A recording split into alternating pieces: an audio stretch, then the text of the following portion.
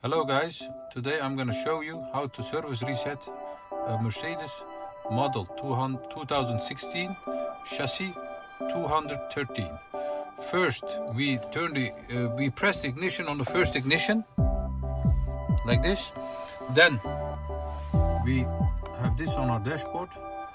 Yes. Then we press the home button and we double press the menu button.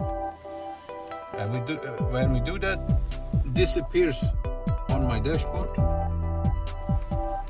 and you scroll down to Assist Plus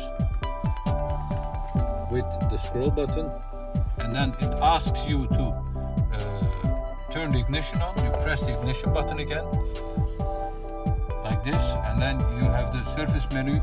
You scroll down to the other one and you press it, and then you can scroll down to the bottom one to confirm the service, like this one. This is the oil grade. It depends on which oil grade you use, and then you can reset it like this.